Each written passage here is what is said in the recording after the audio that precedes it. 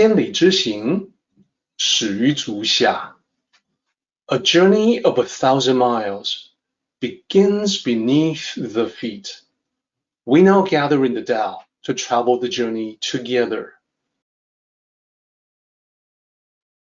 Welcome to Tao Talks with Derek Lin, where we take a deep dive into the Tao Te Ching by Lao Tzu. As always, I want to extend my welcome to you. Thank you for joining us. I would like to invite you to center your thoughts and direct your attention to this moment in time, to the here and now, to be fully present and mindfully aware as we are ready ourselves for this sacred process in the Tao with one another.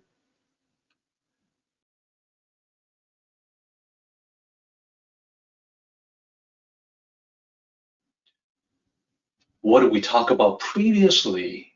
How much did we cover? Let's take a look.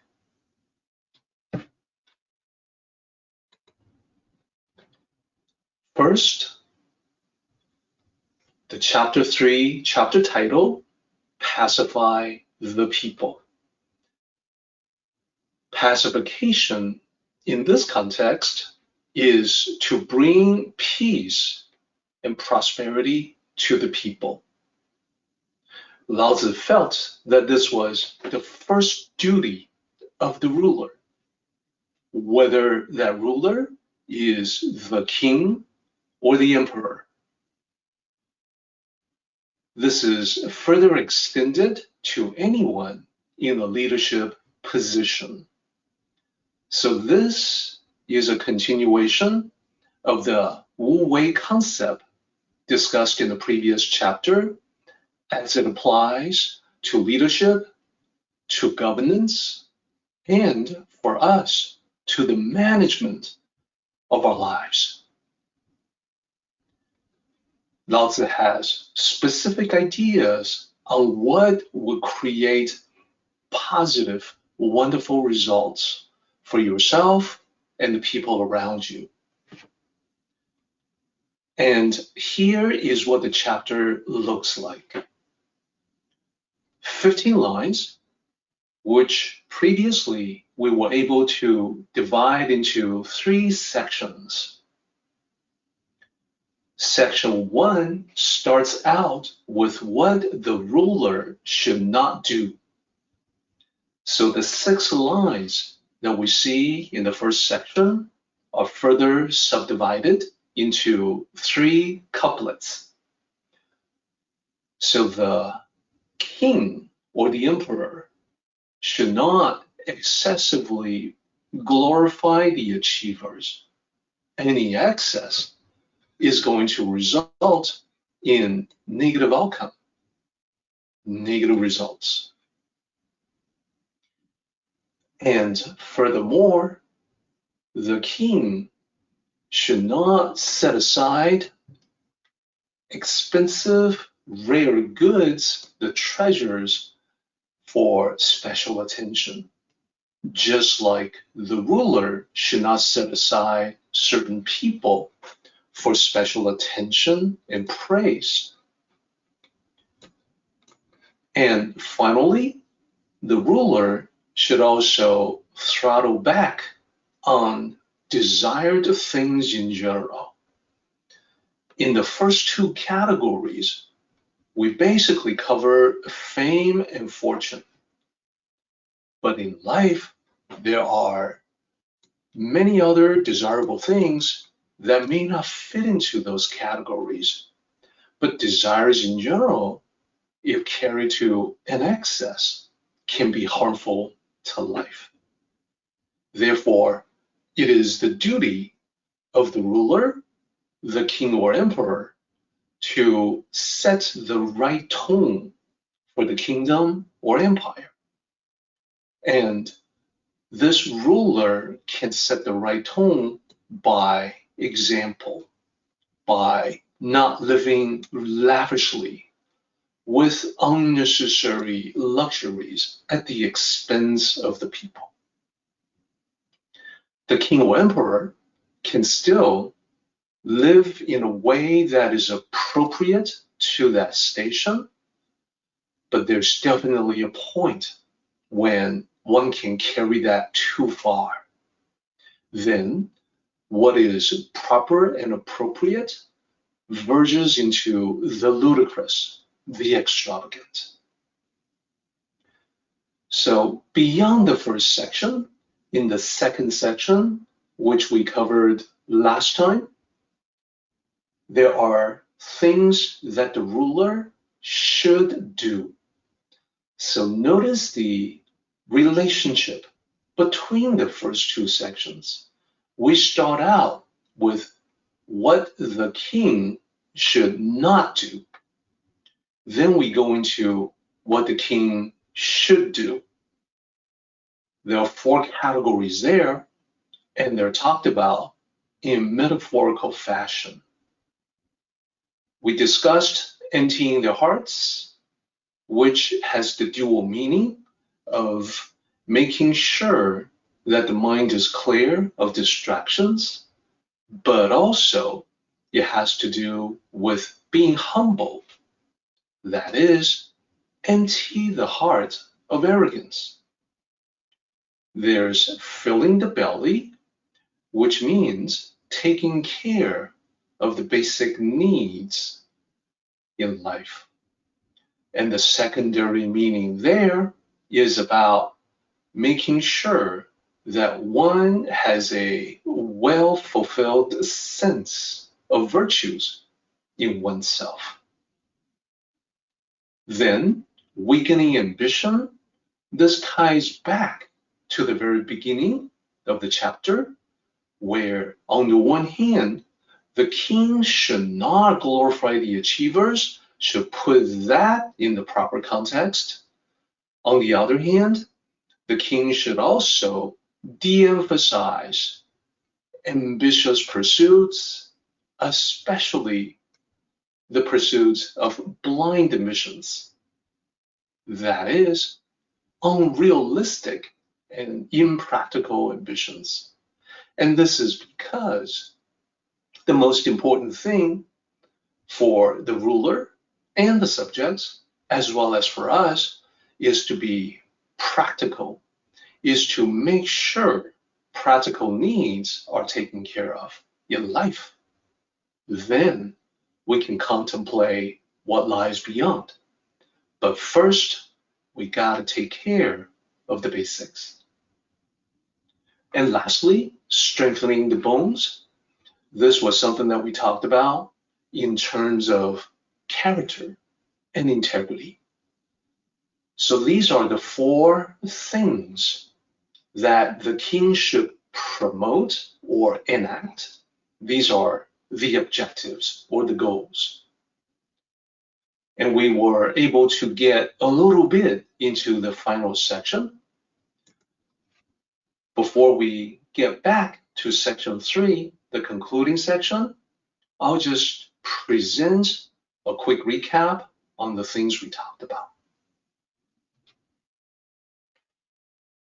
So previously, I used this graphic to visually summarize the points that Lao Tzu made, his advice to the ruler.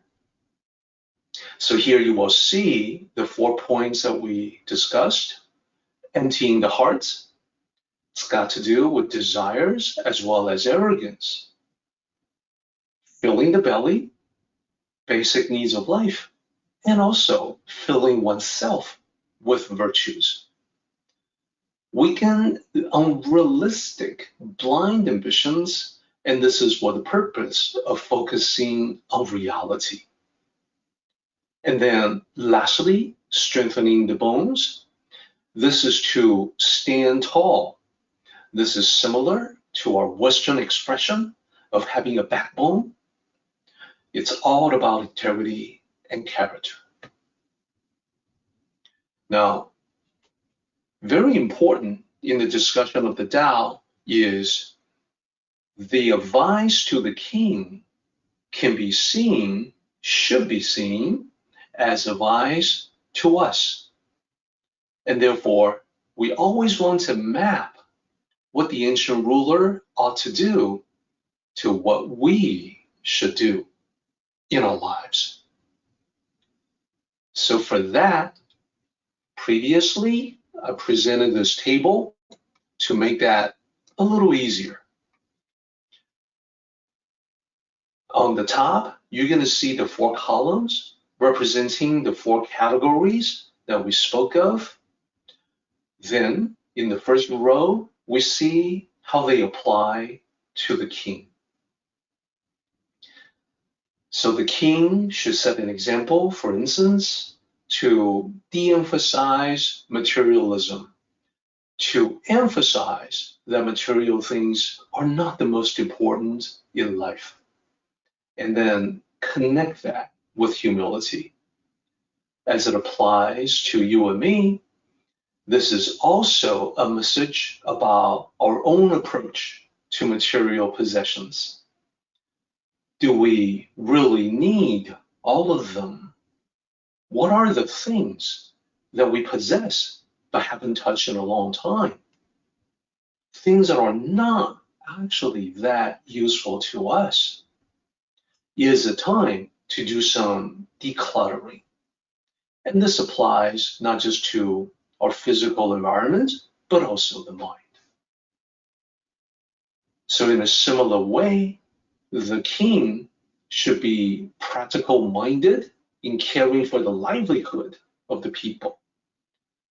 Provide them with a secure environment, simplify the laws and regulations, give them the ability to work for themselves, work on their own prosperity so that they can fill the stomach. For us, it just means that we have to mind the basics. We have our own livelihoods to focus on, and there is absolutely nothing wrong with attaining abundance, prosperity for yourself and your loved ones. The important thing is to do it with the guidance of the Tao. When that is done, your actions benefit not just yourself and not just your loved ones, but everybody you come into contact with. As far as reducing ambition, I mentioned that this is tying back to the beginning of the chapter, which is about excessive glorification. So this is all about setting the appropriate perspective on fame, to not reward certain individuals excessively as to cause a competition to take place. Similarly for us, we want to treat fame as not the goal, but a byproduct. So whatever fame we can attain can occur naturally without us chasing specifically after that. That is the message as it applies to us. And lastly, all about integrity and character. The ruler has a goal of emphasizing the importance of that. Rather than to elevate specific individuals for attention, for praise, it would be better to elevate integrity, virtues, character in that higher place, to hold it up as the most important. We ourselves should do the same thing in emphasizing honor for us. We want to indeed be the person who will not compromise our sense of honor, sense of integrity, no matter what. Sometimes in living our lives, that can be easier said than done, but that is the goal. That is the aspiration, and the lessons of the Tao are there to remind us. So beyond the 4 categories, we got into the beginning of the final section. So we talked about let the people have no cunning. The first part of this line, as we discussed, can be misunderstood as letting people be ignorant. But this is not what was intended by Lao Tzu when he wrote that line. He meant excessive knowledge in the context of using one's intelligence to gain knowledge for trickery. This is about cheating, scams, the opposite of being honest, the opposite of having character and integrity. So ideally, Lao Tzu basically is providing the perspective that the ideal world, people have no need to be shrewd, to be calculating, to be evasive. Instead, the norm in society should ideally be plainness, simplicity, honesty. So in order to talk about this, I felt that this was very good for a couple of useful purposes. This idea and the ideas that follow become like an illustration about the real meaning of the Tao Te Ching passages. It's important because think about the evolution of language over 2,500 years. The meaning of some characters have changed. Therefore, a character being used in ancient times, well, sometimes, not always, be different from the meaning as it is used in modern times. This is where misunderstanding can occur. If one was to apply modern definitions to the ancient context. So this is why, even though it says, it appears to say, let the people be ignorant, it actually has a meaning that's related to that, but not exactly that. The other excellent reason, the other useful purpose for getting into this section is to illustrate the Tao concept of balance and moderation. When in doubt, you can always understand exactly what Lao Tzu was getting at by putting the scale of extremes into action. That is, on the typical scale that applies to everything. You've got extremes on both ends, and you've got moderation in the middle. Using a scale like that provides understanding, it sheds light on these ideas. And we started doing that with knowledge. There's insufficient knowledge. Extreme insufficiency is on the left-hand side, marked emptiness.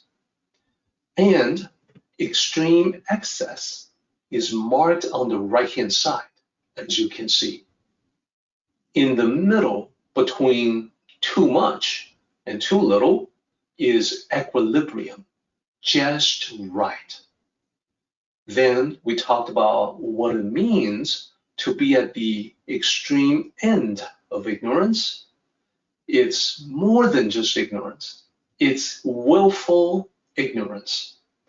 Willful ignorance happens when someone has a suspicion that he or she may be wrong, particularly when it comes to dogma.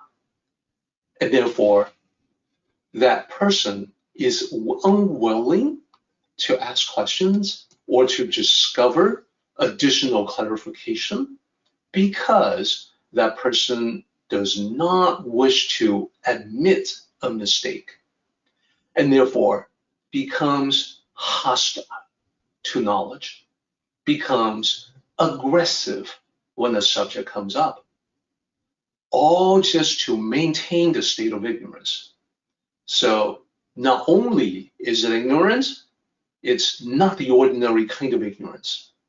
We're all ignorant from time to time because we don't know everything. But if we're ignorant and open-minded, we can soon change the state of ignorance to knowing something about the subject. But at the extreme end that you see here, there's proof against learning or resolution of the ignorance. This is the ignorance that perpetuates itself. It is what we do not want. Then we talked about the other extreme, the extreme excess of knowledge, blind pursuit. So it encompasses multiple categories. There are ideas, philosophies that may be interesting to contemplate, but they don't really apply to life. Examples that I talked about last time include solipsism, include the simulation hypothesis. Interesting ideas, but they do not contribute to one's life. There is also useless trivia and factoids. Again, maybe interesting, but they don't really improve one's life. There's also the danger of book knowledge. And the danger there is that unless book knowledge is proven through application in real life, they may not work. And unless you try, you don't know. And finally, the bad thing about that extreme blind pursuit of knowledge is that it can make someone very arrogant, like, I know something you don't, kind of arrogance. Between the two is what Lao Tzu will be aiming for. So he is saying that the ruler should discourage the excess blind pursuit of knowledge to bring people back to equilibrium, which is Tao-centric. It's all about real life. It's all about daily living. It can be used, applied, and tested, thus proven. And once you've had experience with the application, that knowledge turns into wisdom. So the context of ignorance is to pull back from the excess and not complete ignorance, as you see there on the left-hand side. So we can apply the same idea to many other ways of thinking in the Tao. And indeed, we're about to do that with the next category.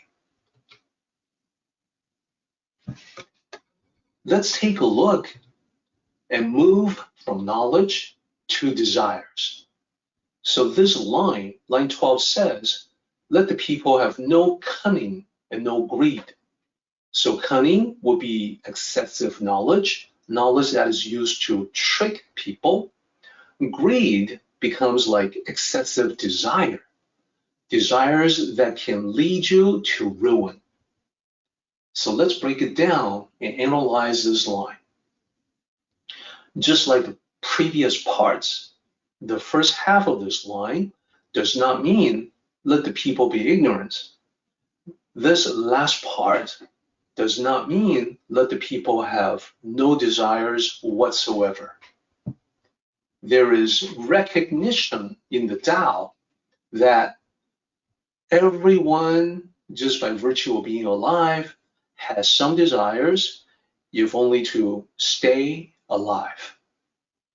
Thus, in this context, it is all about excessive attachments.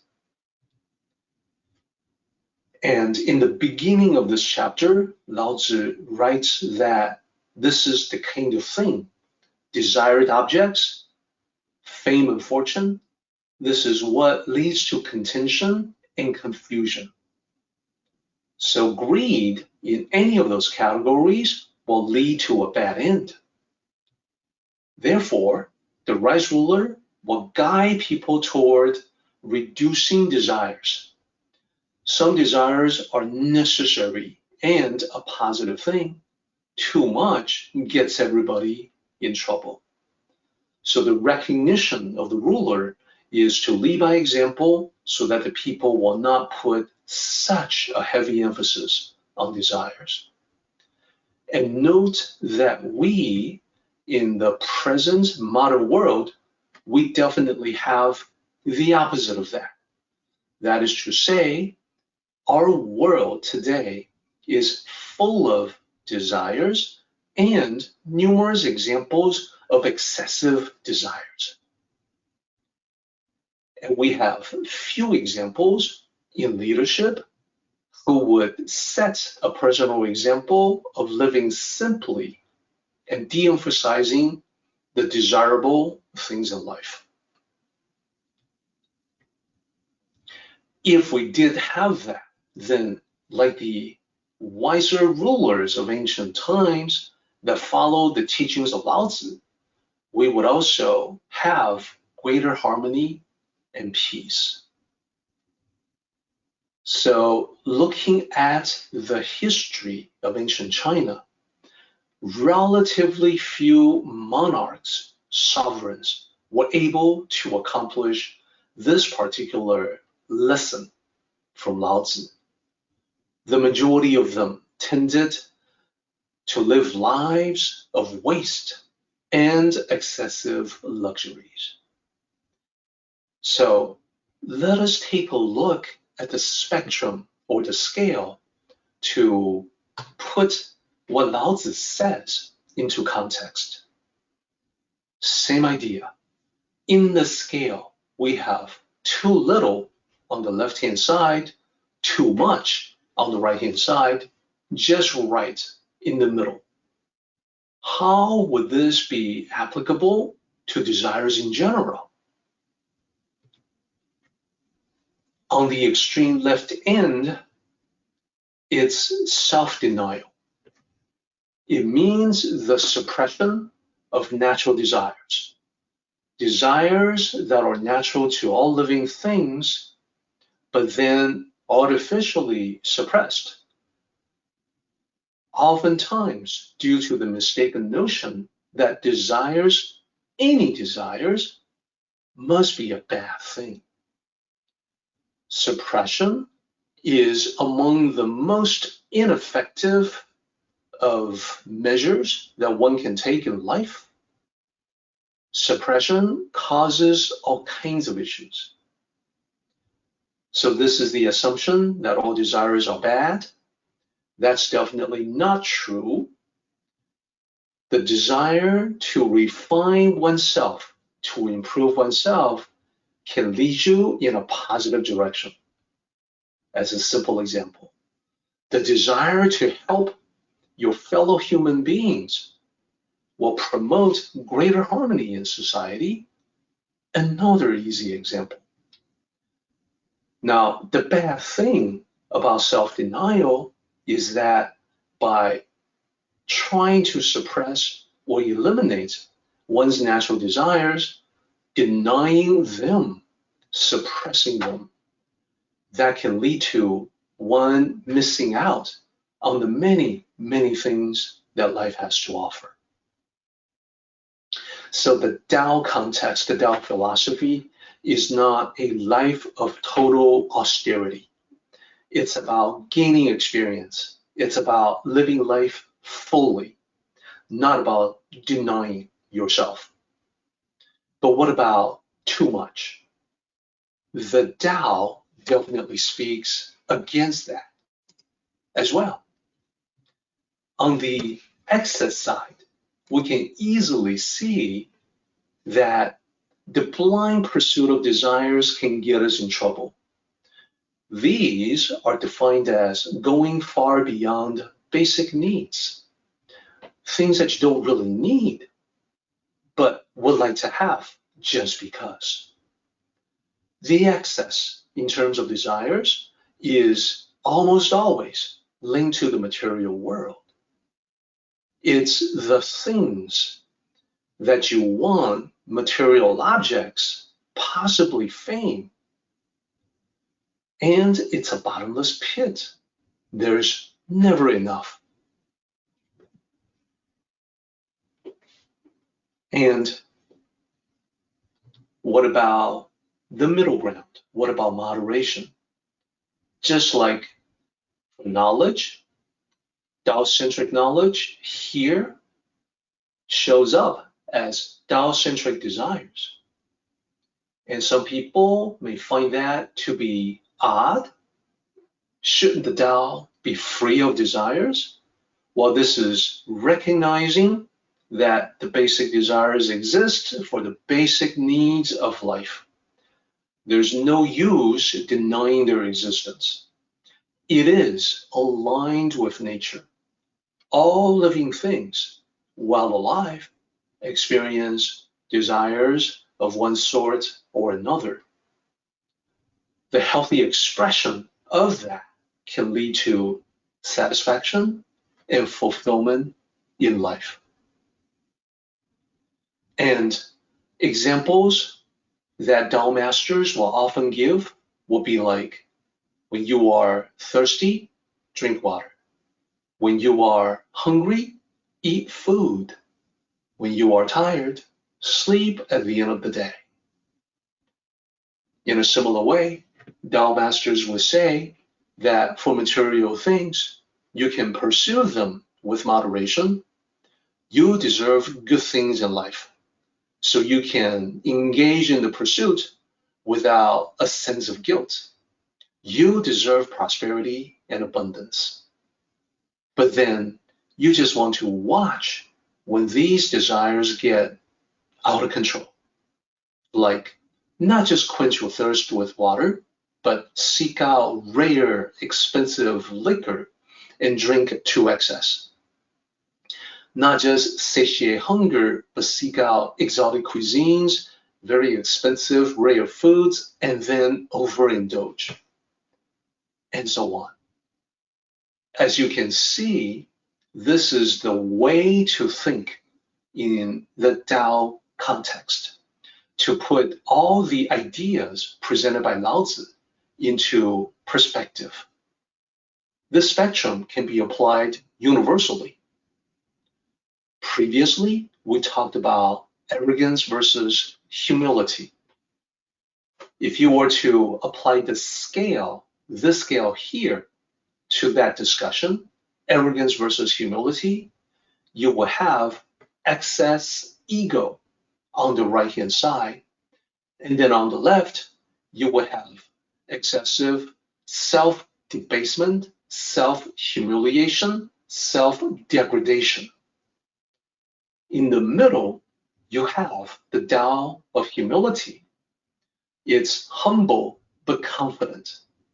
It's self-knowledge, knowing what you are capable of, knowing your own value. That's very different from the self-humiliation or self-debasement on the left-hand side.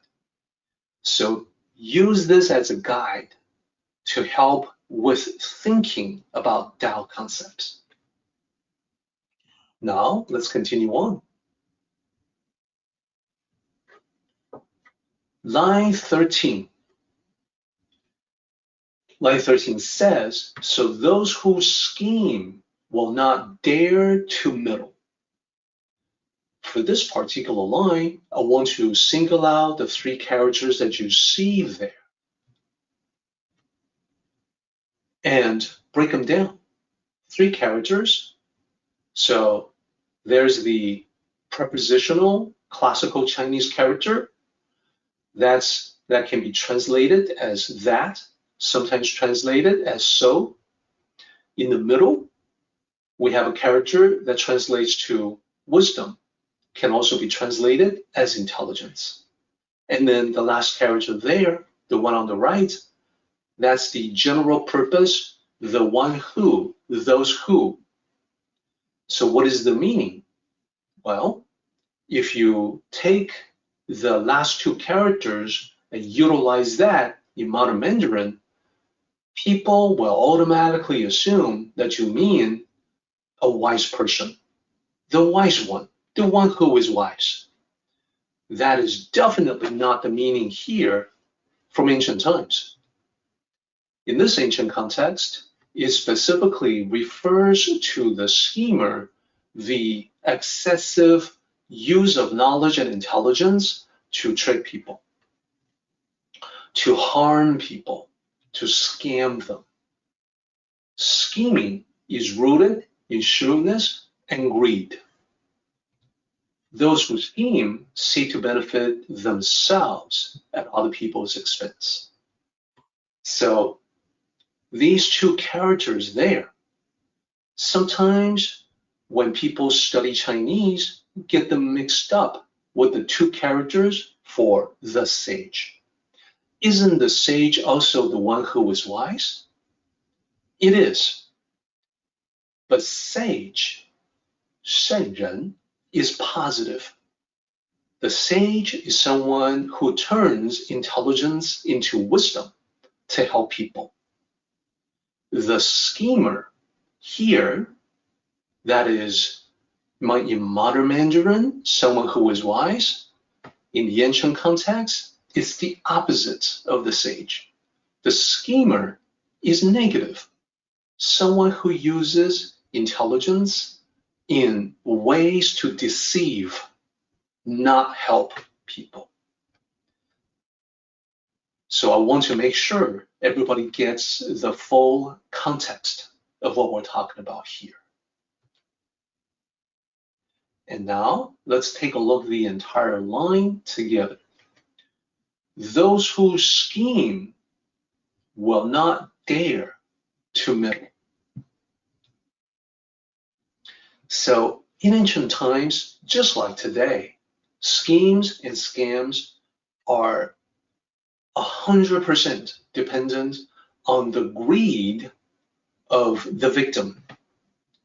So the victim participates in the con game as well by being excessively greedy, by wanting something for nothing, and therefore has a weakness that can be exploited, has a vulnerability that the schemer is depending on. On the other hand, imagine if you are not the least bit greedy. Well, the schemers, the scammers have no purchase. They have no leverage on you. And if this lack of greed was more widespread, then that'll drive the scammers out of their shady business. There are less and less opportunities for them to scam people. So Lao Tzu was aware of this. Lao Tzu knew that rulers, on the one hand, the rulers can do a lot, like setting up law enforcement, setting up a lot of rules and regulations to police the kingdom. That takes a lot of work. It requires a lot of effort, requires that you have a lot of people in the justice system, in law enforcement, etc. What Lao Tzu says is that there's actually a better way. What if, Your Majesty, what if you were to establish the social norm of honesty, discourage greed among the people by not being greedy yourself? Then you can achieve better results with less effort. This is one example of using Wu Wei as a more effective solution. Whenever you bring in the concept of Wu Wei, it's always about doing less but achieving more and better results. It is the opposite of busy work, where you invest a lot of time and effort for relatively little or poor results. Wu Wei is a most important concept. When we get to the end of this chapter, I want to make sure that we spend a lot of time with this. So right now, we are nearing the halfway point of our meeting in terms of time. What I would like to do is to take 5 minutes here, take a 5-minute break, and when we come back, delve into the application of Wu Wei in the wise governance of a kingdom. From this point onward, our focus is going to be on the concept of the wise governance of Wu Wei.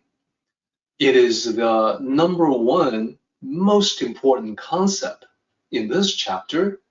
It is what we can also apply in our lives. When it is understood, it is a most powerful concept.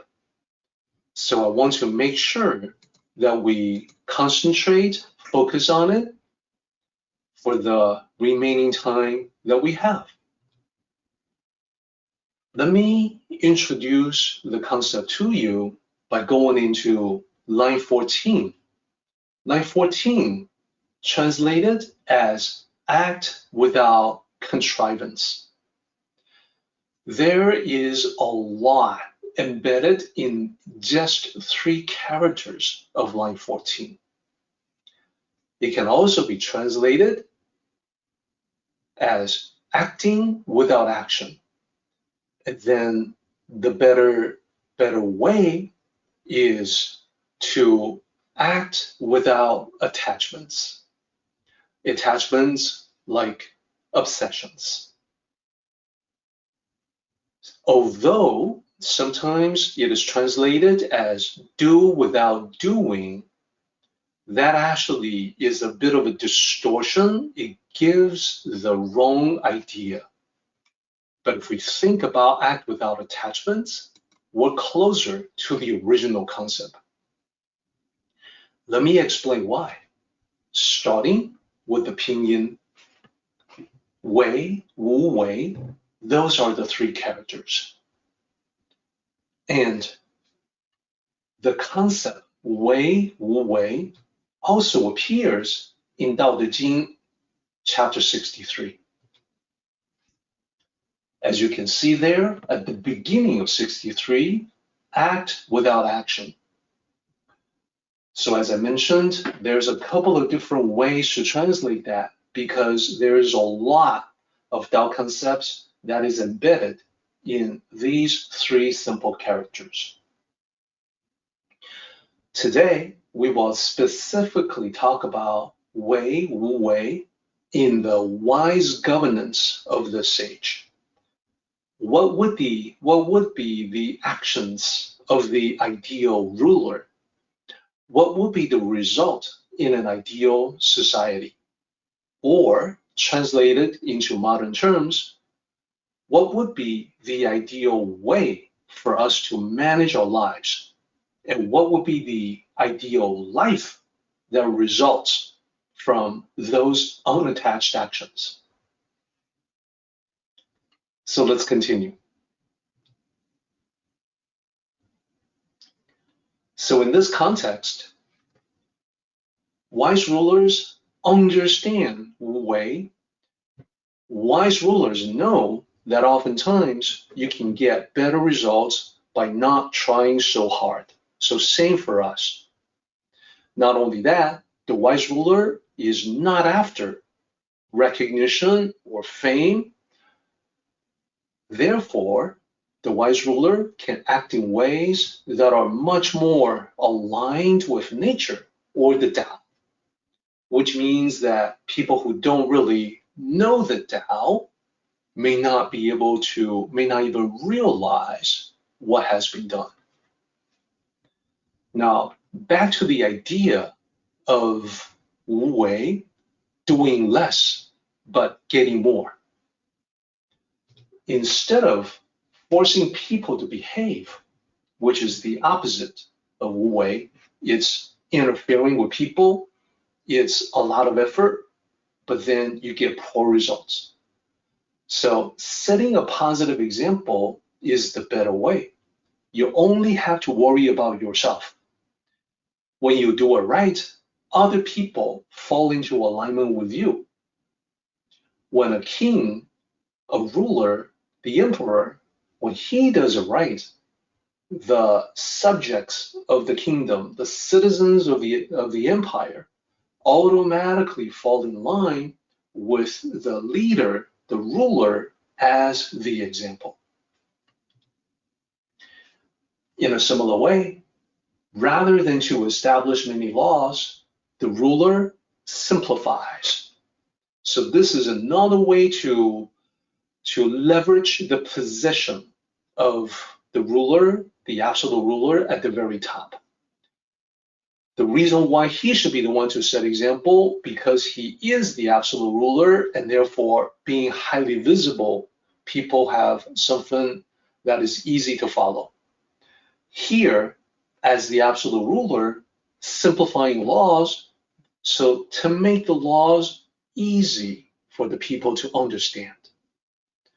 When the laws are easy to understand, it is like the opposite of the situation that we have, where the laws become complex, sometimes convoluted, therefore require a professional class of people to interpret them, to apply them. What if the laws were simple and basic and everybody understands them? Wow, that can be a benefit to society. Next, rather than to interfere with people's lives, he leaves them alone. This is to say, the absolute ruler has trust in the people. He trusts that people will do the right thing most of the time. And therefore, he doesn't need to watch over everybody. To monitor everyone would be the opposite. It requires a lot of effort and time, and you get relatively poor results. But when you trust people to be at their best, and you yourself require that you are at your best, then the magic happens. Everybody is aligned. So the above, this is what Lao Tzu recommends as the optimal approach. It may be counterintuitive to some because we have a tendency to think, well, we haven't done enough, we need to do more. But it works because less complexity means less strain. And because it's Wu Wei, optimal results means you get the most gain. You get the best possible outcome in a situation. Right now, we're talking about this in the abstract, but we can illustrate the meaning to make it more real so that we can apply them in life. So continue on. Let me talk about the very last character in this chapter, often translated as control, which is the way that it's translated here, but it can also mean management. And when we plug that back in to the line, we want to note that the middle two characters are a double negative. So basically it's saying that there is nothing you cannot control or manage. So the second character there means to have none, to have nothing. The third character means no or not. And then the last character is control or manage. So the double negative, nothing you cannot control or manage, you can say it another way. You can control or manage everything. And this is the description from Lao Tzu about the philosopher king, the sage ruler. Such an individual is able to, seemingly with no effort at all or very little effort, keep the entire kingdom doing well. There will be prosperity for all. The kingdom grows stronger, more powerful, more influential. But the ruler doesn't seem to have to do a whole lot. So these are specific methods that Lao Tzu will talk about to lead a nation on that path of strength and prosperity.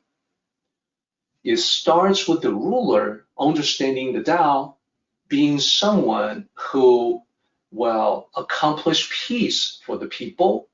So remember the chapter title here, Pacify the People, in terms of bringing peace and prosperity to all.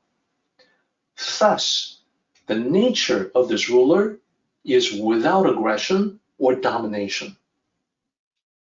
No contention. More harmony, less squabbling.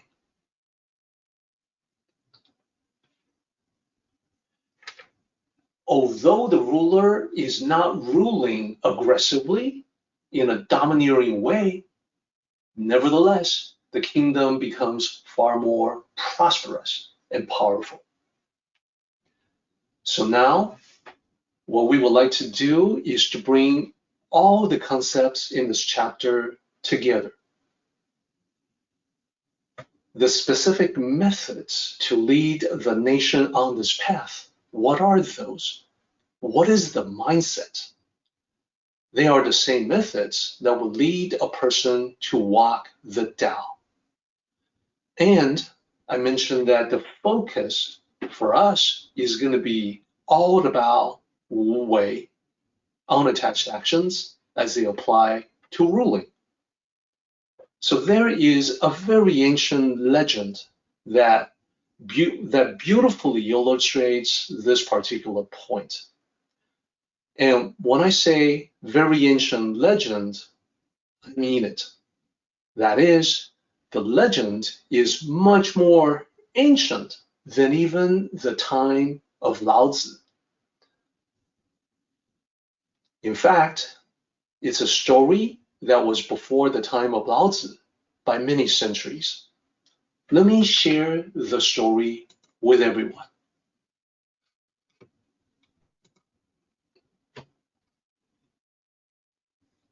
Once upon a time, in ancient China, Emperor Yao ruled the land. He did his best to follow the Tao in his governance. But the problem was he wasn't quite sure how well he had done his work. He asked the ministers around him, "What do you think? What is the state of the empire? Are the people supportive of me as the ruler or not?" He wanted to know, but he could never get a definitive answer. The ministers wanted to be accurate, gave him complex answers. So he sent a few trusted envoys out among the people to find out. They came back with their reports and observations, but they still were not able to give him the certainty that he wanted.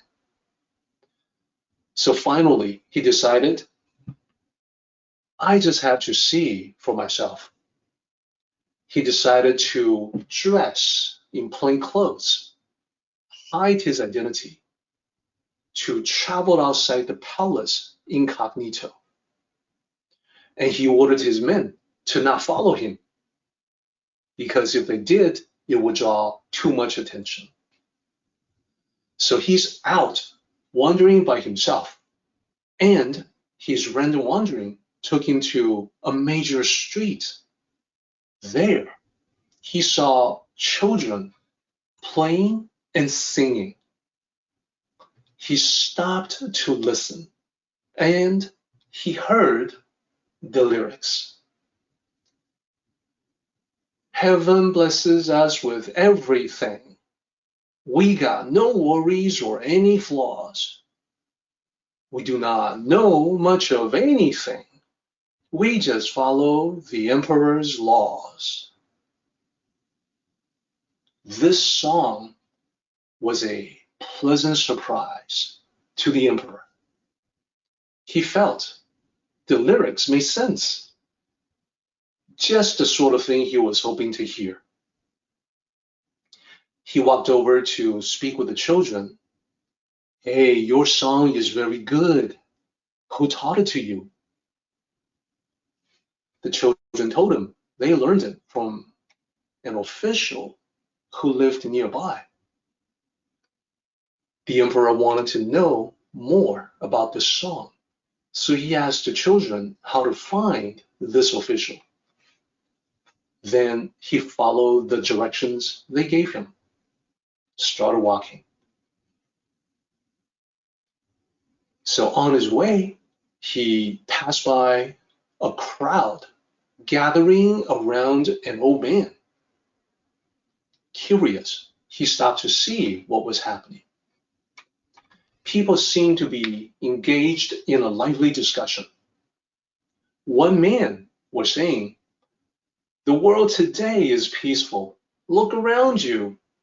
Everybody has work to keep busy, and nobody has any worries." He pointed at the old man. Even this 80-year-old fellow is enjoying life like the rest of us. It is all thanks to the great kindness of our emperor. Immediately, the old man disagreed in a loud voice. He said, "What kindness from the emperor? What greatness are you talking about? Listen, I have a song for you." The old man started singing the following. On sunrise, our daily work is started. On sunset, our daily work is complete. We dig wells, so we have water to drink. We plow fields, so we have something to eat. What has the emperor done to help us? This was rather deflating to Emperor Yao, rather discouraging. Initially, he was glad to hear the first man praise his kindness. He took it as a sign that the people were supportive of him. But then, immediately, the old man questioned what he, as the emperor, had really done for everyone's livelihood.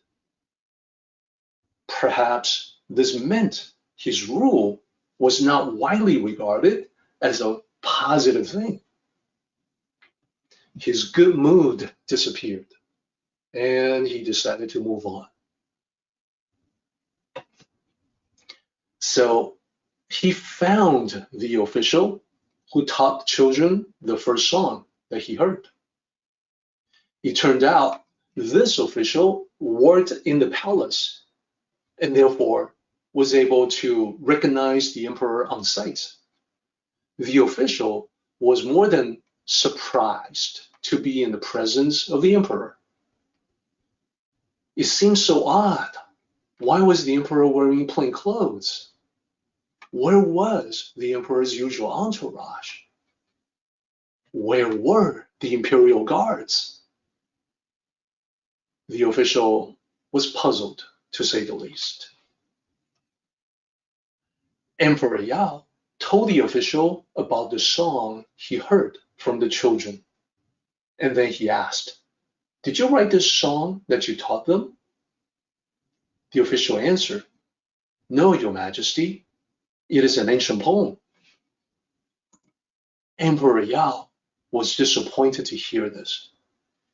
Why? Because he was hoping to hear that the song was current. The song was something that was widespread among the people and represented the popular sentiment. If it was ancient, then the praise implied in the song was not for him, but for one of his predecessors long ago. At this point, he felt that his investigation was at an end, so he decided that he should return to the palace.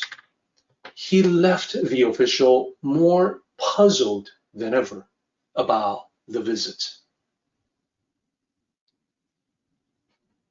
Later on, the emperor reflected on his experience venturing outside the palace and felt he was not really closer to the answer than he was before.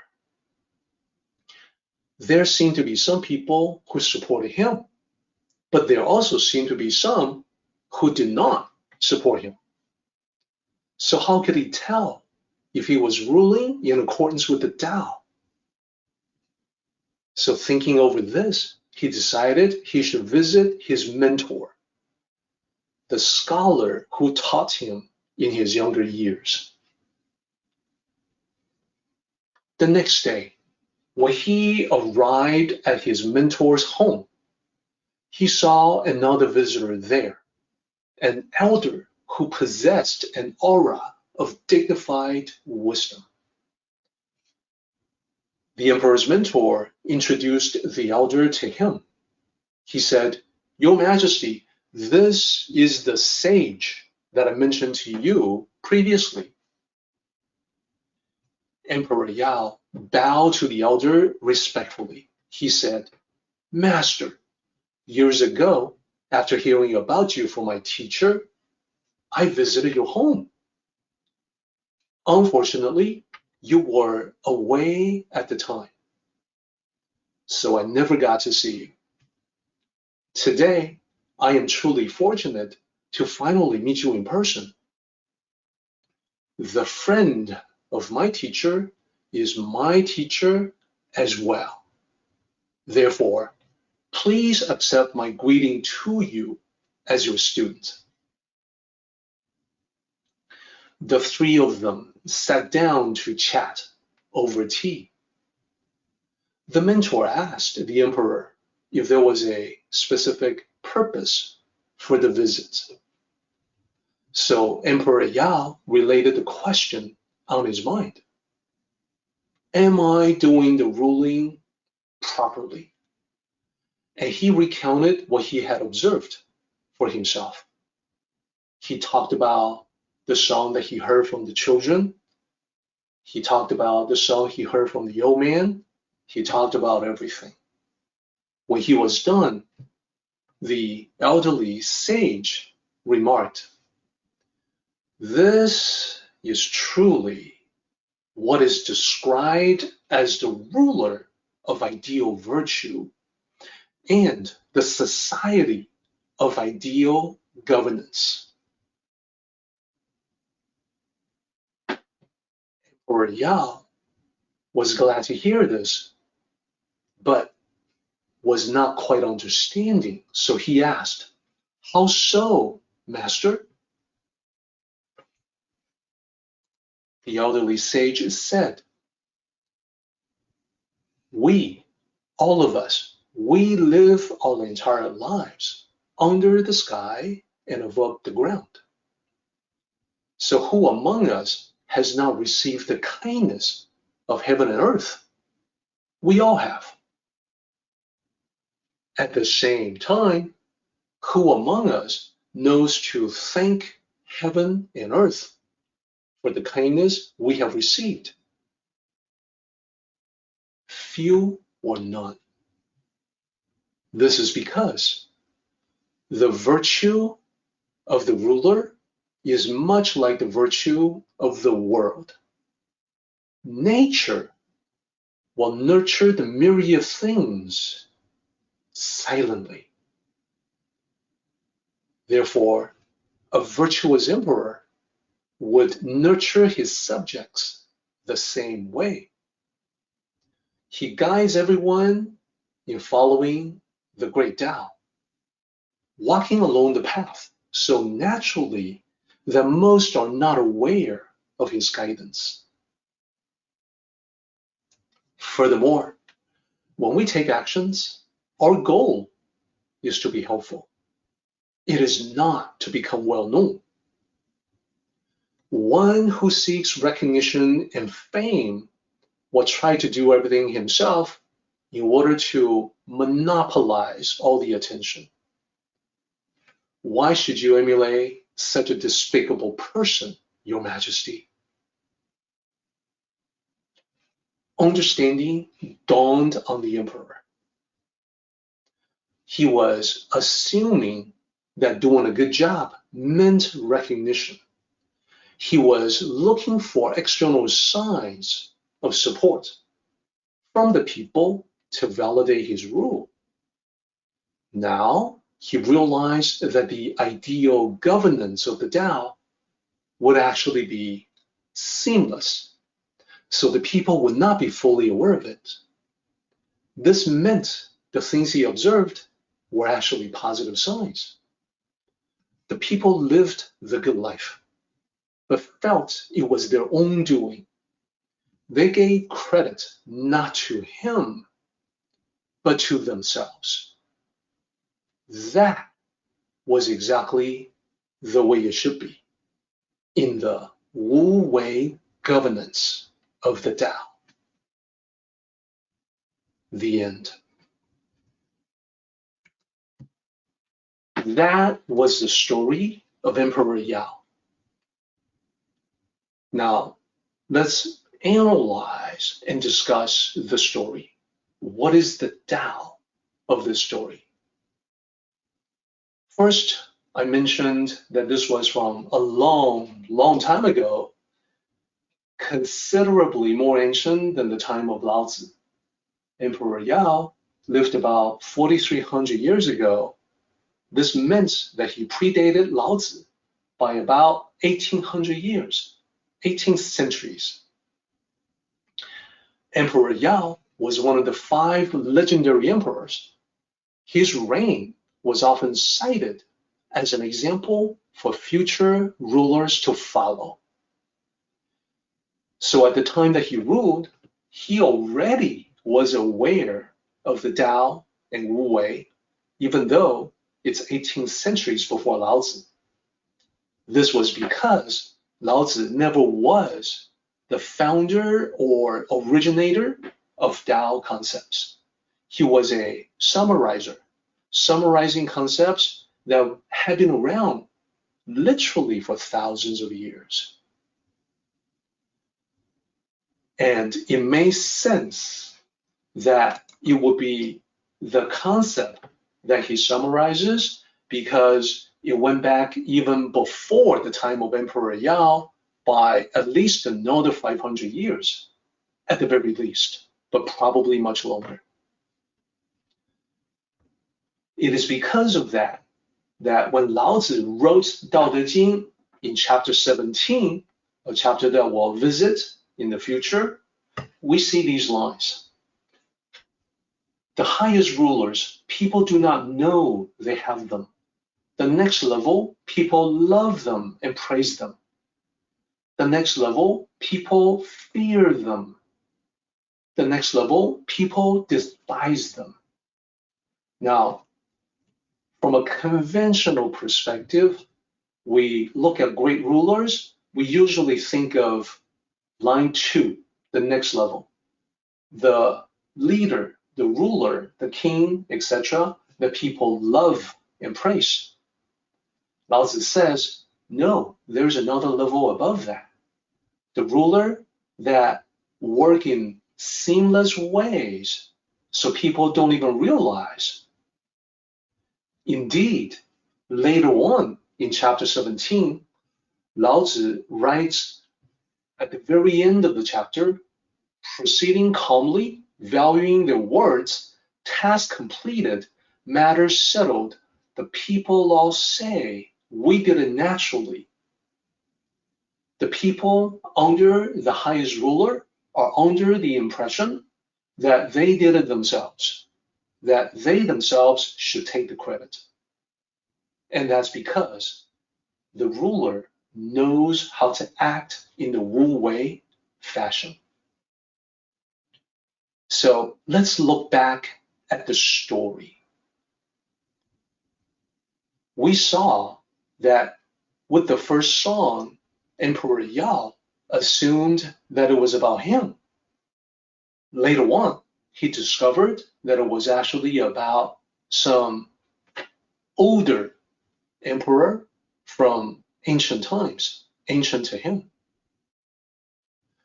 Now, the man in the crowd praised his governance, and then the old man disagreed. So the elderly sage, in discussing this matter, was pointing out that this was similar to people being unaware of the Tao or the working of nature, just taken it for granted. That's what happens, not just human beings, but myriad things in general.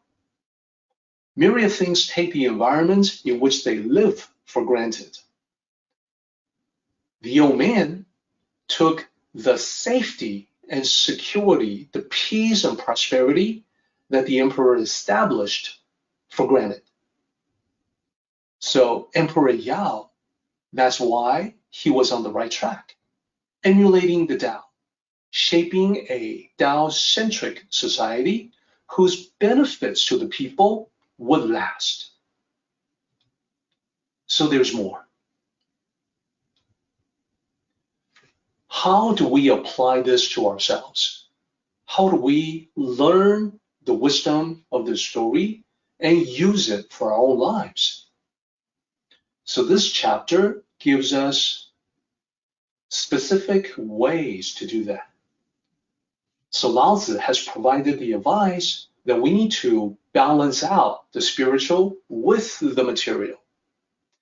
Because most of us tend to have a heavily material perspective, this really means that we should decrease materialistic desires, decrease materialistic tendencies like for glory, for treasures, goods, ambitions, and increase the spiritual dimension of our lives like humility, integrity, character.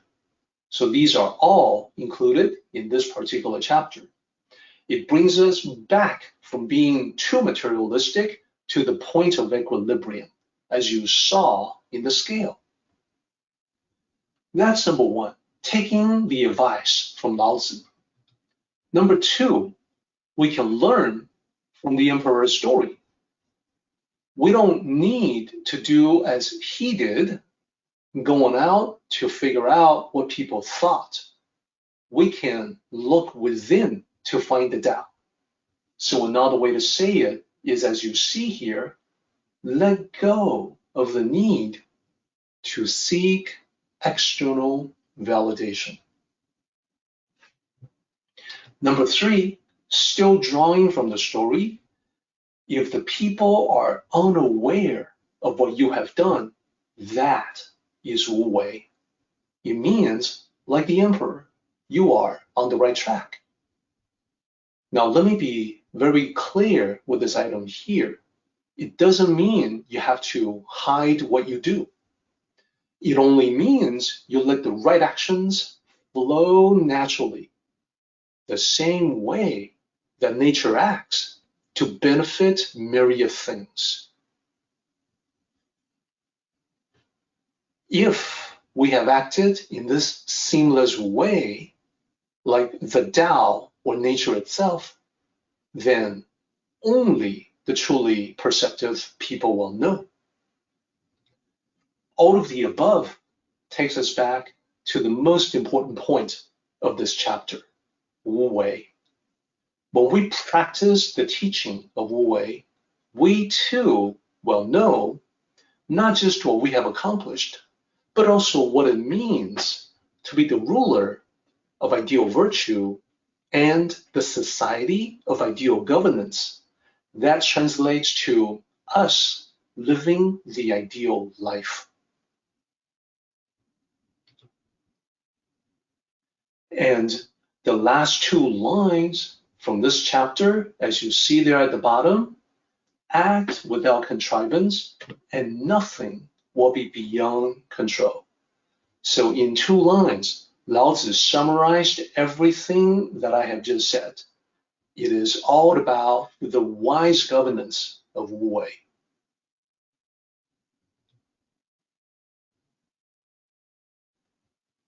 Now, what I would like to do is to show graphically this entire chapter represented in a visual way. We have the wise ruler on the left-hand side. There's a couple of themes, starting with what I mentioned is Lao Tzu saying to the ruler, here's what not to do. Or we can say it as, here's what to de-emphasize. 3 things. Pull back from the excess when it comes to personal glory and fame, material things and treasures, and desires in general. It's okay to go after this in a Tao-like way. We just don't want to go overboard, leading to undesirable consequences. When we're able to de-emphasize or pull back or decrease or reduce on this aspect of life,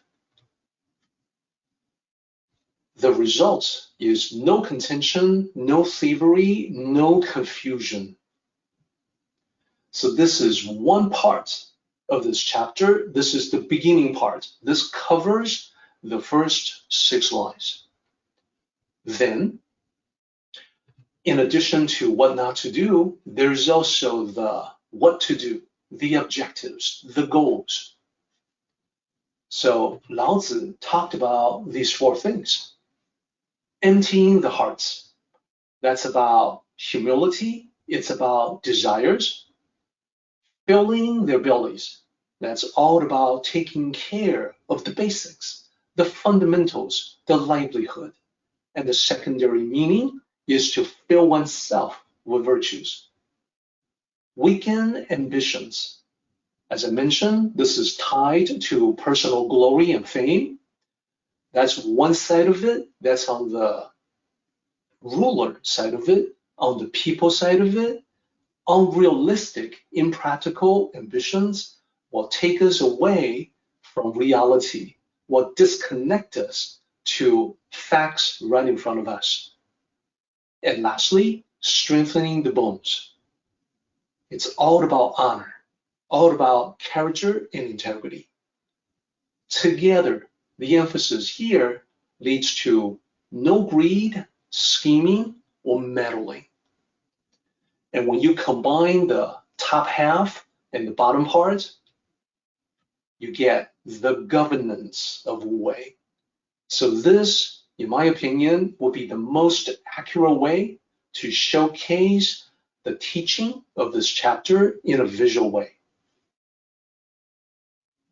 This brings us to an end of our line-by-line discussion of this chapter. We are now ready for the paraphrase.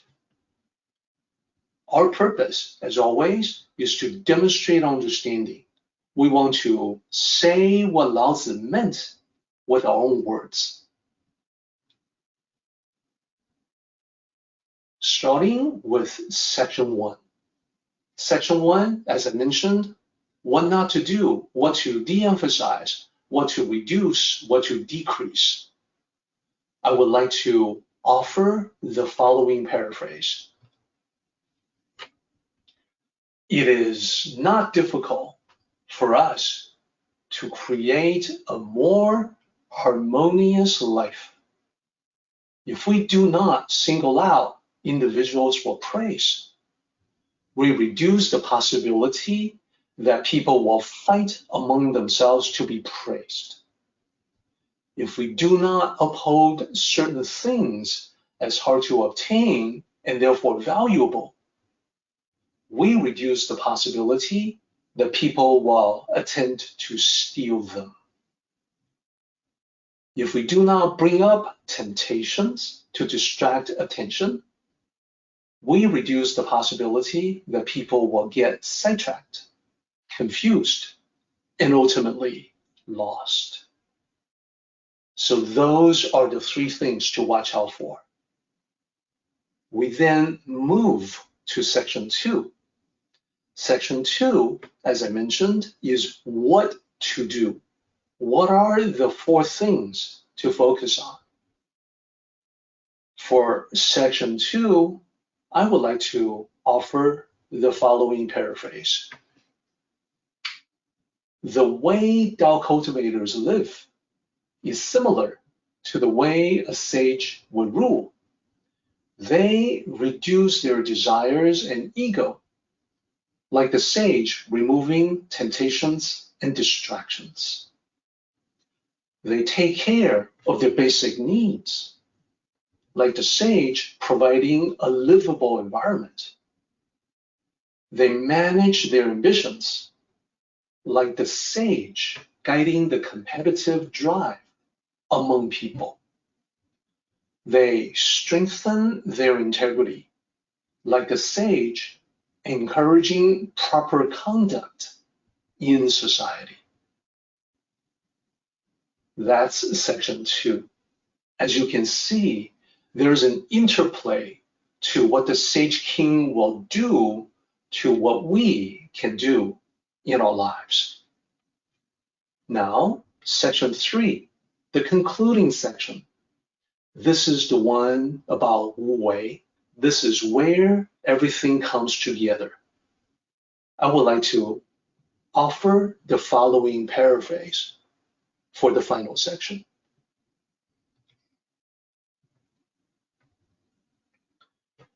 When people no longer use their intelligence to pursue desires, schemers have no leverage over them. When we moderate our own material pursuits, negativity has no power over us. The more we detach, the more we can do. And when we let go of all attachments, there will be nothing beyond our reach. So this is all about Wu Wei, unattached actions, as it applies to ruling the empire or us ruling our individual private kingdoms. Now I think we're ready for the full circle discussion of Tao Te Ching chapter 3. At the very end of Tao Te Ching chapter 3, Lao Tzu says, for a ruler who follows the Wu Wei principle, nothing is beyond governance. Such a ruler can do anything and everything. Then we link it back to the beginning. We see the ruler should not glorify achievers, thus reducing contention. Forming a full circle there, the meaning becomes clear. Wu Wei includes this very important idea that favoring some individuals is a sign of attachment. Therefore, the wise person practicing Wu Wei will let go of that attachment and therefore treat everyone with the same kindness and courtesy. This is especially relevant in our world today. This is important to me personally because a lot of times I can see how groups of people get special treatment while other groups are mistreated. This is contrary to nature, which is impartial to all. I mean, the sun shines equally on everyone. The rain falls equally on everyone. Nature is the ultimate in impartiality and egalitarianism. This means bias and discrimination are absolutely contrary to the Tao. So let's bring it all together. The wise governance of Wu Wei isn't just about guiding people in a natural way. It is also about treating everyone as an equal. Because in the Tao, there are no differences or separations for all sentient beings. We are one. We are the same. We are unified. We are humanity. And this brings in the final two lines. Act without contrivance, and nothing will be beyond control. This is the power of Wu Wei. We are at the end of our meeting today, so I would like to move to the summary for one last look at Chapter 3 before we say goodbye to Chapter 3 and move on to Chapter 4 in the next meeting. In Part 1 of the summary, we talked about that very idea. No separation, no favoritism. Everybody has a fundamental connection with the Tao. In that regard, we are the same. Number 2, material things. We have to moderate our attachments to them. We have to keep in mind, we use them. They don't use us. And lastly, desires in general. They are distractions, they are temptations. The world is full of them. We want to approach with moderation in order to maintain our tranquility. So that's part 1, covering the first part of this chapter. And for today, one last look at the things that Lao Tzu say the ruler should do. First, humility. First and foremost, nothing happens to the person who is arrogant. No learning, no advancement, no improvement.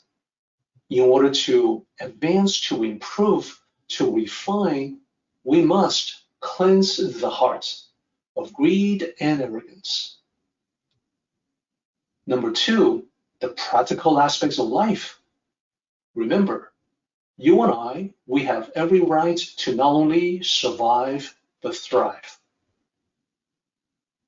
There's no problems or issues in us earning a good living. We just have to do it in accordance with the Tao. Number 3, unrealistic ambitions. This calls for self-knowledge. We have to recognize that if we're not being realistic, if we're pursuing down such a path of blind ambition, it just leads to nothing good. Number 4, inner resolve, character, bones, strong bones, meaning honor, the basis of the spiritually powerful life. Our meeting has come to an end, but the journey continues on.